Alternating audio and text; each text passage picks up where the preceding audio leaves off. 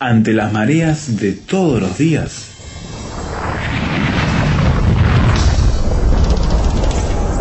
llegamos a tierra firme.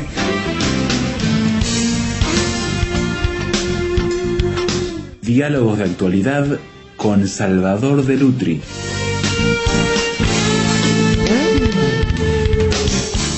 Estamos hablando del amor con el pastor Salvador de Lutri, pero no se preocupe, no nos vamos a poner melosos ni romanticoides, por decir este término inventado.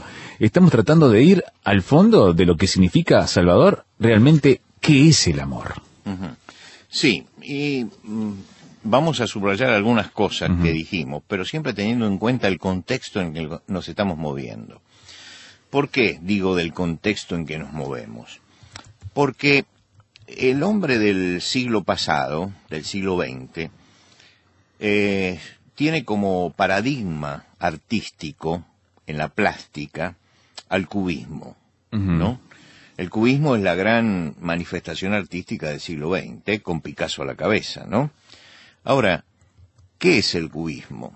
En el cubismo nosotros vemos que lo primero que nos llama la atención en el cubismo es que la figura está segmentada, está incompleta, está desarticulada. Sí. Todo a su alrededor se desarticula y se segmenta también. Porque si hay un paisaje o si hay un objeto, también está allí desestructurado.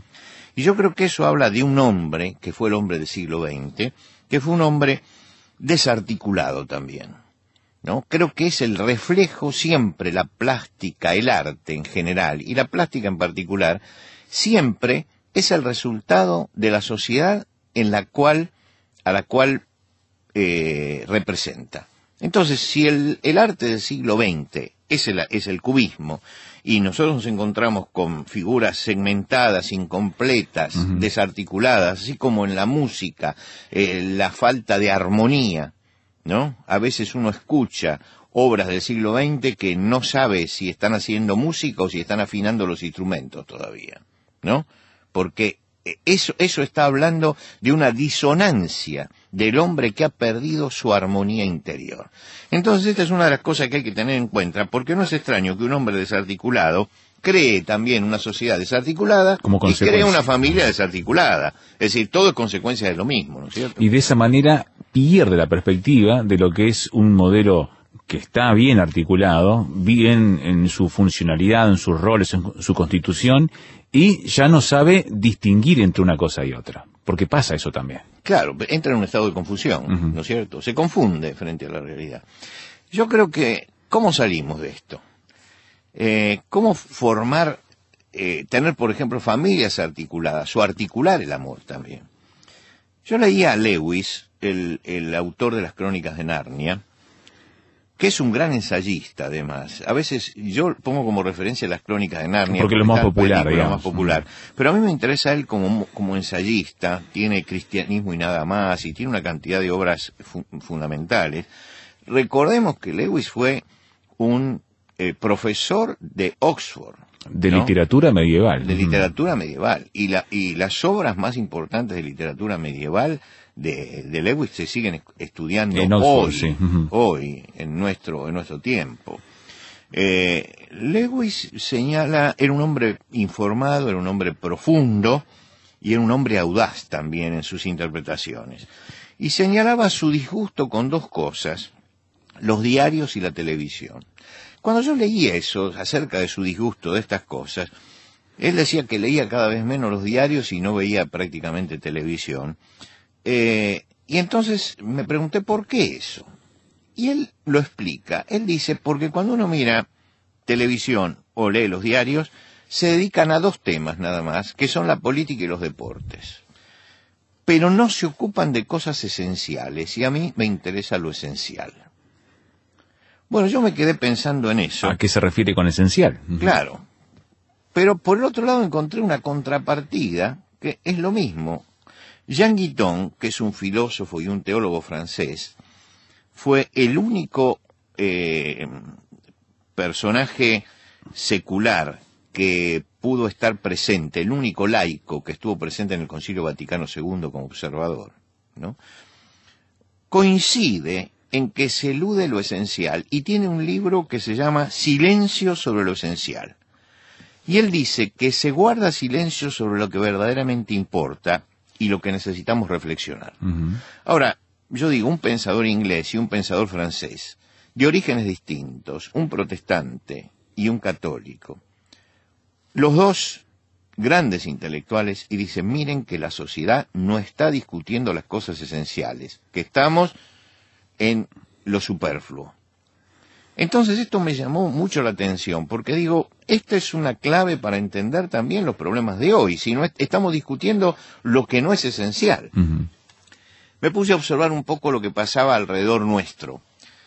El gran tema de América Latina hoy es la corrupción. Entonces discutimos la corrupción, buscamos la corrupción, todo eso. Pero realmente no estamos discutiendo la esencial, que es la ética, la honestidad. Vamos desde la patología, entonces. Claro, entonces no llegamos a lo esencial. Lo esencial es, bueno, señores, estamos en esto, ya sabemos que hay corrupción. ¿Por qué no vamos a reflexionar sobre lo esencial? ¿Qué pasó con el pensamiento ético? ¿Qué pasó con nuestra moral? ¿Qué pasó con el tema de la honradez, de la honestidad, del hombre de bien? Lógicamente que ningún diario escribe sobre esto.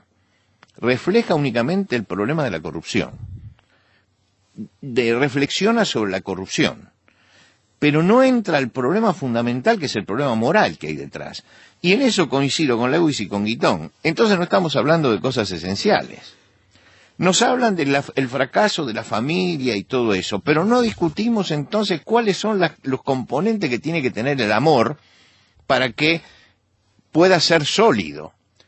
Es decir, nos quedamos siempre en la superficie de las cosas y no entramos en la profundidad. Y a veces somos buenos también identificando el problema, lo diagnosticamos, pero no pasamos a la solución, ¿no? Claro, yo creo que tenemos que partir de, primero, un diagnóstico que sea cierto y después ponerlo en práctica, ¿no es cierto?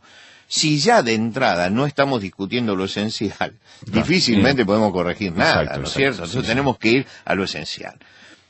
Hay una cosa que dice San Pablo cuando habla del amor. Él tiene un capítulo famoso en la carta a los Corintios donde habla del amor y define el amor. Y en un momento dice algo que quisiera que fuera el motivo de reflexión para nosotros hoy. Dice que el amor tiene que ser justo y tiene que vivirse en la verdad.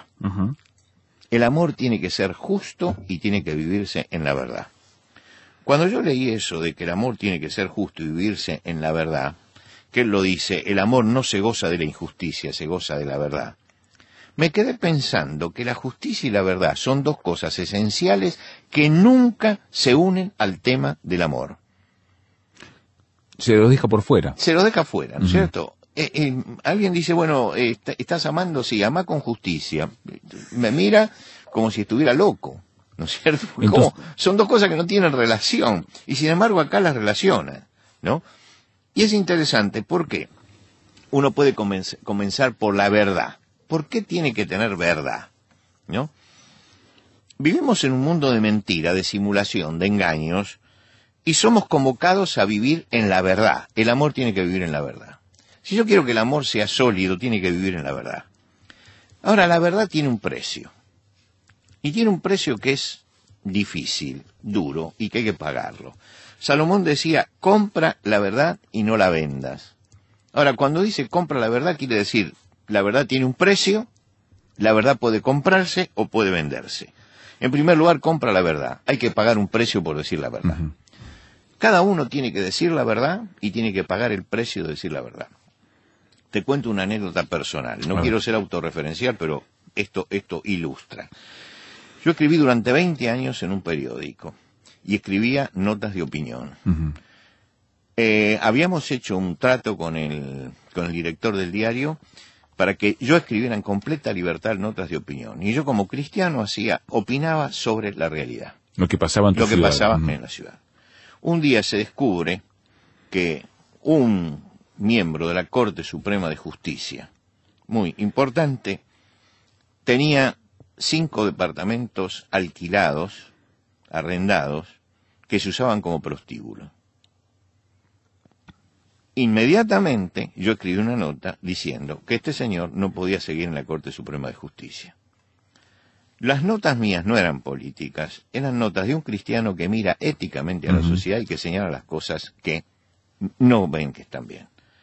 Me llamó el director y me dijo, mire, hay que parar un poco porque... Y le dije, entonces no escribo más. Fui a mi casa y mandé la renuncia. Y tuve que pagar el precio. Pero la verdad tiene un precio y uno tiene que estar dispuesto a pagarlo. No tiene que estar dispuesto a pagarlo. Y en ese momento cerré 20 años escribiendo en un diario. ¿Por qué? Porque no me dejaron decir la verdad. Porque me estaban diciendo, mire, condicione el tema de la verdad. Ahora, en el amor hay que vivir en la verdad. Hay que hablar la verdad. Y hay que ser transparente y tener verdad para que el amor pueda realmente perdurar. Hacemos una pausa en la conversación con Salvador de Lutri. Estamos mirando entonces cómo entendemos el amor. Ya venimos enseguida y seguimos planteando más elementos que deben estar en discusión sobre la mesa.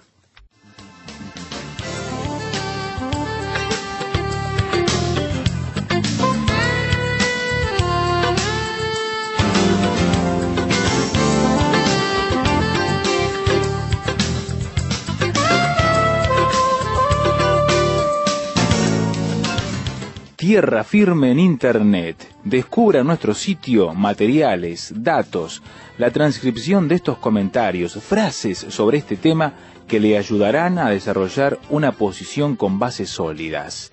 Visítenos en www.tierrafirmertm.org www.tierrafirmertm.org. Tierra Firme es una producción de Radio Transmundial. Antes de la pausa, Salvador, nos decías que el amor tiene dos elementos a los cuales se los ha omitido completamente el día de hoy. El amor tiene estrecha relación con la justicia, partiendo de la verdad. Verdad y justicia desembocan entonces en una demostración de amor hacia el prójimo. Sí, eso quiere decir que tenemos que vivir en la verdad y que pagar el precio de la verdad.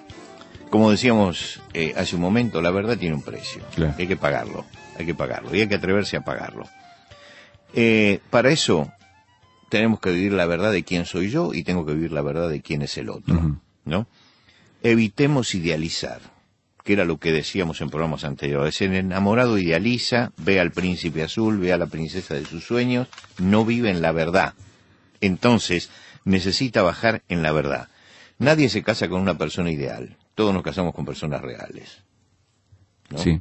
Y si no vemos la persona real, entonces no estamos viviendo en la verdad. Y por eso pasa muchas veces, nos casamos, pero este no es el hombre que yo quería como esposo. Resulta que nos casamos y ahora es otro. Sí, bueno, alguno de los dos no vivió en la verdad. Posiblemente uno de ellos haya simulado lo que no era y el otro no quiso verlo. Porque yo creo que no se puede simular tanto, ¿no? Como para esconder todo, ¿no? Se idealizó. Si no vemos los defectos, entonces no estamos amando. Entonces yo tengo que ver los defectos. El verdadero amor entiende al otro como ser humano. Lo entiende como ser humano imperfecto. Diríamos desde el punto de vista teológico o religioso, lo ve como pecador. Y está dispuesto a esforzarse por ayudar al otro. Esto es vivir en la verdad. Cuando yo digo, yo me casé con una persona que es imperfecta, y él se casó con la otra persona se casó conmigo, que soy imperfecto. Por lo tanto, nos tenemos que ayudar. El amor no es ciego, y no tiene tampoco que ser mudo. Entiendo. Entonces, es decir, tengo que ver la realidad, y tengo que hablar la realidad, porque si yo veo en la persona que amo algo que realmente la perjudica, tengo que hablarlo. Tengo que pagar el precio de hablarlo. No puede ser que una mujer que es golpeada constantemente por un esposo alcohólico esconda eso por decir que el amor tiene que cubrir el asunto. No, al contrario. Tiene que confrontarlo. Tiene que confrontarlo, tiene que hablarlo. Tiene que hablarlo en primer lugar con la otra persona. Decir, no nos hemos casado para la agresión. Pero no solamente la agresión física, que ya estaríamos hablando del extremo, ¿no es cierto? Ni siquiera la agresión verbal. El buen trato dentro del matrimonio. Estas son cosas que hay que hablarlas. Cuando yo veo algo que no funciona, tengo que sentarme y conversarlo con la otra persona. Quiere decir que hay que saber dialogar y escuchar con atención y responder con sabiduría. Esto es importante, porque esto es vivir en la verdad. Es decir, por eso yo digo que el amor no tiene que ser ciego, pero tampoco tiene que ser mudo. Porque si yo estoy amando y me callo la boca frente a los problemas de los demás, entonces transformo el amor en algo mudo. No, el amor habla. El amor habla, y habla mucho, y sí, conversa. Ahora, tampoco es petarle al otro sus problemas, hacerlo sin consideración, sin caridad, porque si no nos convertimos en el matrimonio en una especie de persecución de los defectos del otro, ¿no? No, es una ayuda. ¿Cómo puedo ayudarte en esto? ¿No es cierto? ¿Cómo puedo ayudarte? Porque veo que esto te hace mal, me hace mal a mí y te hace mal a ti. Entonces, vamos a ayudarnos en esto. Vamos a salir. Creo que esa forma de diálogo es lo que salva el amor. Y por el otro lado, dice la verdad, y por el otro lado habla de la justicia, vivir en la justicia. ¿Qué es la justicia? Es dar a cada uno lo que le corresponde. Y en el matrimonio es dar a cada uno su lugar. Cada uno tiene que ocupar un lugar en el matrimonio. Yo no tengo que ocupar el lugar de mi esposa, ni mi esposa tiene que ocupar el lugar mío. No tengo que ocupar el lugar de mis hijos, ni mis hijos tienen que ocupar mi lugar. Y yo creo que la justicia es dar a cada uno el lugar que le corresponde. Y al hombre es darle el lugar que le corresponde. Y a la mujer darle el lugar que corresponde. Hay mujeres que están totalmente sometidas, que no se animan a hablarle a su esposo y a decirle cuáles son sus anhelos, cuáles son sus problemas, cuáles son sus angustias y qué es lo que no le gusta de él. Mientras que esa mujer esté callada, va a estar sometida. Tiene que aprender a hablar, tiene que conversar, tiene que sentarse. Y tiene que hacer sentar a su esposo y decirle, mira, quiero conversar contigo de esto. Y tiene que hablarlo. Tiene que hablarlo. No puede porque el esposo está ocupando su lugar, la está avasallando, no la está dejando ser quien es. Y lo mismo sucede en el sentido contrario. Hay mujeres que invaden el terreno del esposo. Y quieren controlar. Quieren controlar y controlan todo. Y el esposo pasa a ser allí un muñeco que lo único que hace es traer dinero a la casa y después todo lo hace la mujer. Tenemos que llegar a conversar eso para tener roles.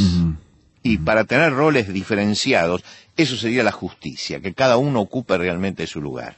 Es interesante que el apóstol Pablo, cuando habla de la función del padre de familia, varias veces habla de la función del padre de familia, del hombre. Él dice que el hombre tiene que gobernar bien su casa, que gobierne bien a su casa y a sus hijos. Y es interesante porque la palabra gobernar, que se usa allí, viene del griego, y es la palabra que se utilizaba. Los griegos fueron grandes navegantes, y entonces se usaba para el piloto del barco, el que tiene que llevar el timón y dar dirección. El hombre es el timonel, que va guiando la nave hacia donde tiene que ir. Pero se pusieron de acuerdo antes, ¿no?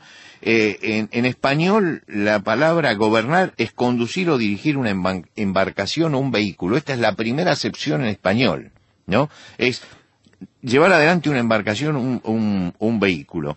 Por lo tanto, ninguno puede decir en mi casa mando yo, porque no es una cuestión de mandar, ¿no es cierto? No es una cuestión de mandar, es una actitud machista decir mando yo. No se manda, se gobierna, se conduce, se orienta, se busca el consenso, Para eso hay que dialogar, y el marido, como tiene que darle dirección a la casa, tiene que sentarse con su esposa y decirle para dónde vamos. Y nos tenemos que poner de acuerdo en el rumbo. Y después que nos pusimos de acuerdo, entonces yo tomo el timón y empiezo a guiar para eso, que es el rumbo común donde queremos llegar. Porque a veces no hay un rumbo común y el hombre tira para un lado y la mujer tira para el otro. Pongámonos de acuerdo, tenemos que ir hacia allá. Cada uno cederá algo, pero ponemos un punto de mira y después cada uno empieza a gobernar la parte que le corresponde, ¿no? Empieza a cumplir con esa parte. Cada uno debe ser escuchado. Y yo creo que eso es uno de los problemas del hombre moderno. Hoy estamos obnubilando que no nos escuchamos. ¿Por qué? Y porque llegamos a nuestra casa y está el televisor encendido, por ejemplo, y entonces vamos a hablar y dicen, no, cállense porque tenemos que mirar esto. Cuando termine esto, y cuando termina eso empieza otra cosa. Y si están todos cansados, ¿no? Entonces están todos cansados, no se dialoga. Entonces, yo digo que hemos perdido algo que es la mesa familiar. Cuando no había televisión en los arcaicos tiempos en que yo nací, no había televisión, la mesa familiar era muy importante. Nos reuníamos todos alrededor de la mesa para almorzar o para cenar o para tomar la merienda o para desayunar, pero en un momento en que comentábamos la vida, lo que nos pasaba, ¿no? Y entonces nos preguntábamos unos a otros qué es lo que te pasa, en qué estás, y cada uno ponía las cosas sobre la mesa. Y eso es lo que fortalecía el amor. Eso, ¿por qué? Porque el amor puede equivocarse y ser un verdadero amor, pero puede equivocarse en las formas, cuando no elude la verdad. Bueno, yo esto alguna vez lo tengo que decir. No, hay que decirlo ya, ¿no es cierto? Seguro. Y elude a veces la justicia. Bueno, acá tenemos que ocupar cada uno su lugar, y cada uno tiene que decir, bueno, este es mi lugar y yo lo voy a ocupar, ¿no? Y le voy a decir al otro, mira que este es mi lugar, no lo ocupes. Y eso es amor. ¿No? Eso es amor. Entonces creo que esas dos cosas que señala San Pablo acerca del amor y de la justicia son fundamentales para que el amor sea un amor verdadero. Verdad y justicia. Verdad y justicia, unidos a la palabra amor. Vivamos el amor en la verdad, siempre, transparentes. Y en segundo lugar, en la justicia, que cada uno ocupe el lugar que le corresponde y que demos siempre al otro el lugar que tiene que ocupar. ¿Cuántas veces hemos disociado la justicia del amor, la verdad del amor? Y así nos ha ido también Salvador. Sí, así nos va, ¿no es cierto? Estamos señalando todo esto porque creo que son cosas fundamentales para entender un poco que las crisis matrimoniales no surgen por generación espontánea, surgen porque nos hemos olvidado de algunas cosas que son esenciales en el amor. La conceptualización tan fundamental que es necesario hacer en algún momento de lo que entendemos que es amor. Y entender que la familia es como una nave en la que todos navegamos, todos estamos metidos en esa nave, y entonces tenemos que tener un destino común. Y ese destino común, cada uno tiene que tener su lugar. En la cubierta está la mujer, a lo mejor con los hijos, y el timonel. Pero hay un capitán, Y no es el hombre, ni es la mujer el capitán. El capitán está arriba, y es el que marca todas las cosas. Y creo que nos hemos olvidado fundamentalmente de que esa nave de la familia tiene un capitán. Es verdad que tiene un timonel, pero tiene un capitán. Y a veces el timonel quiere ponerse en el lugar del capitán. Usurpa. Y a veces la mujer quiere ponerse en el lugar del capitán. No, el capitán es Dios que está arriba y es el que gobierna todas las cosas y es el que manda y es el que da orientación para que la familia pueda ir adelante.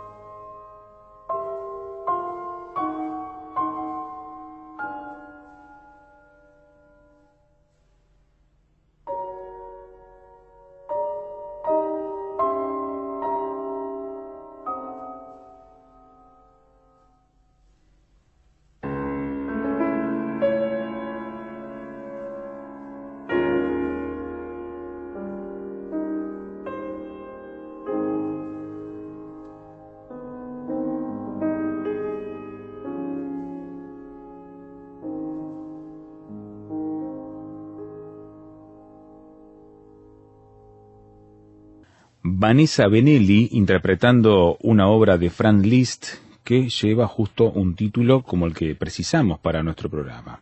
Sueño de amor. Es que estamos hablando de qué es el amor con Salvador de Lutri, nuestra segunda entrega, y ahora queremos saber qué piensa usted de lo que estamos tratando de dilucidar en este mundo del siglo XXI que parece haber confundido pasión, deseo, romanticismo, con lo que es el verdadero amor, tal cual Dios nos plantea conocerlo. La invitamos a comunicarse con nosotros y darnos sus impresiones. Por correo electrónico tierrafirme@transmundial.org.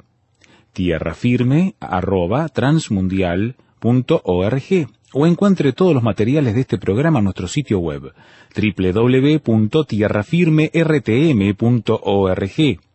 Allí encontrará el audio para escucharlo allí en línea o descargar el archivo MP3, al igual que el texto que se ofrecemos para leerlo allí o descargarlo en PDF. Materiales gratuitos que ponemos a su disposición. También la oportunidad de interactuar con nosotros. Leer artículos, escuchar audios de otros programas y de las conferencias de Salvador de Lutri en los grandes temas. Todo eso en nuestro sitio tierrafirmertm.org. También encuentre los enlaces para las redes sociales, para mantenerse unido a nuestros grupos, nuestras cuentas, para seguirnos y estar actualizado de lo que estamos haciendo con este proyecto de Tierra Firme. tierrafirmertm.org. La tercera parte de ¿Qué es el amor? Vendrá en el próximo encuentro, cuando anunciamos una vez más Tierra Firme.